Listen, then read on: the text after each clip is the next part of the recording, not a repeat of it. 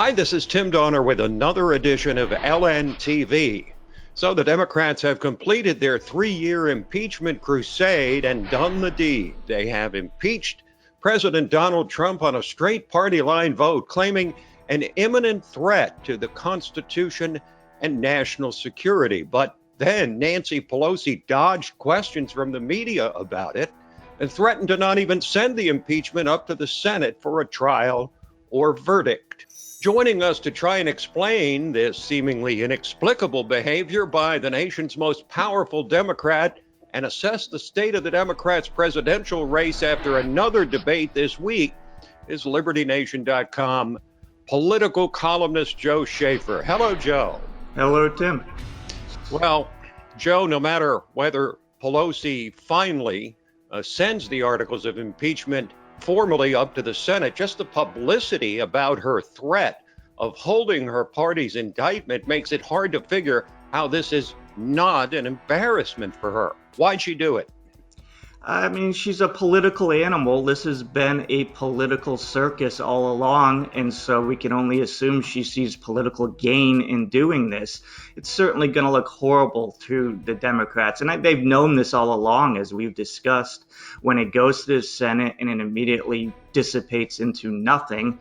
So the more she extends this, the more they get to bask in their little moment of glory, their meaningless little moment of glory. I guess they see political advantage in that. Again, this is not about what's best for America. This is not about what's best for the American people. This is about what's best for the political interests of the Democratic Party.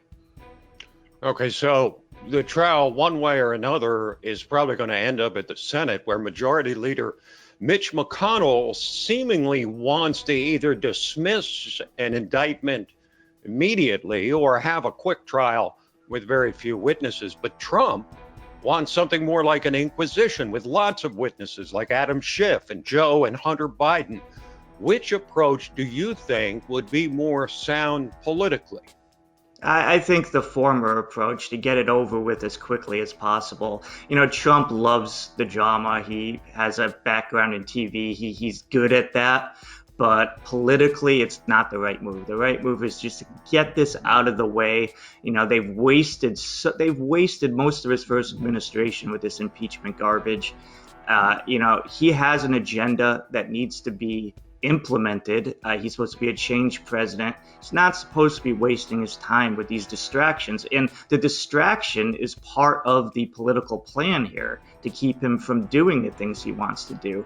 So let's just get it out of the way. It'll make the Democrats look worse. It's like they made this big mountain out of something that the Senate can just sweep away immediately, and we just go back to the way things were. It's going to make Nancy Pelosi and her friends look even smaller than they already do at the moment. Well, Joe, Democrats knew they would face this Senate trial. They knew the worm would start to turn, as it is now, with Republicans taking control of the gavel. They knew impeachment wasn't popular because there was no crime even alleged. And yet they did this anyway. You and I have been saying for months now that impeachment would backfire.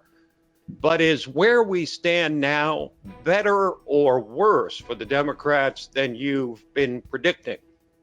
Well, I think it's worse only because, like you said, we've been talking about this for a long time, and they've wasted all these months. So now we're all these months closer to the 2020 presidential election, and it's turned out just like we thought. This is not going to be a great thing for them. This is going to make them look bad.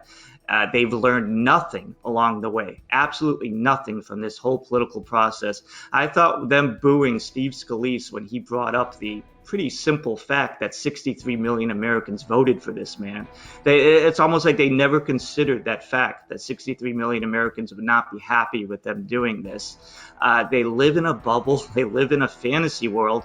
And the fact that we're so much further down the road now, so much closer to 2020, right around the corner, that's what makes it worse for them. They've wasted all this time, and they're not going to get anything useful out of it. So, unbeknownst to most of America, Joe, Democrats held another presidential debate, their sixth one, on Thursday night with something of a beatdown on the young frontrunner in the Iowa caucuses, Pete Buttigieg, highlighting the festivities. Did any of the candidates do anything to distinguish themselves or break the log jam at the top of that field?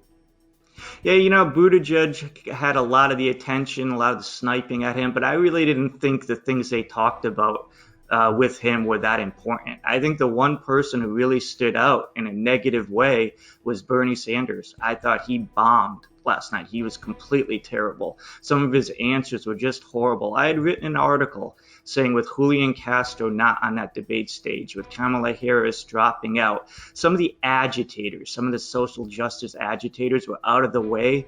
Bernie could now talk about his strengths, which is working class issues. I think the class war thing, he's an old Marxist, but he's good at talking about those things. He was the one who sabotaged that. They were talking about economic populist issues at the beginning, and he brought up climate change even before the climate change question was asked. He discussed race. He discussed things that aren't in his wheelhouse. He's not good at it. I don't know why he thinks it's important for him to do that. And I thought he made three huge mistakes in some of his comments. I don't want to go on too long with my answer, but I want to bring up one where he said specifically he focused on the need for climate change to be focused on race. He focused on the need for economy to be focused on race. And then when they said, does the presidential candidate need to be focused on race, said, oh no, that has nothing to do with it.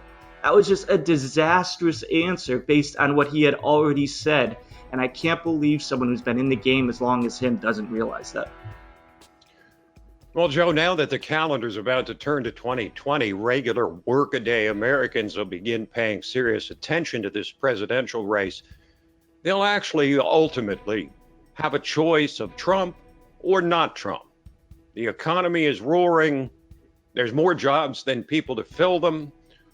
But is the president's style, his divisiveness, and his indiscreet remarks, like that really unfortunate joke that he told about the late Congressman John Dingell at a rally a couple of days ago, is all of that enough to lead voters to turn him out of office? I mean, we got this answer in 2016. It's not even close. I mean, if you want to say this Dingell comment was, ill-timed, whatever, I thought it was just a bad joke that didn't work, nothing more. He said much worse than that in 2016, and we know that, and he got elected anyway. So no, his style is not going to hurt them at all. The debate last night emphasized once again the interesting things that Democrats occasionally talk about, they don't hurt Trump.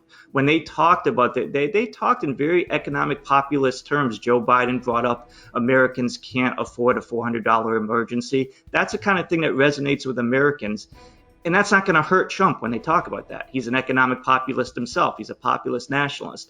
The Afghanistan papers, which was kind of superficially handled, I was really hoping that they would go into that more last night. But that's not going to hurt Trump because Trump wants to pull our soldiers out of these interventionist wars.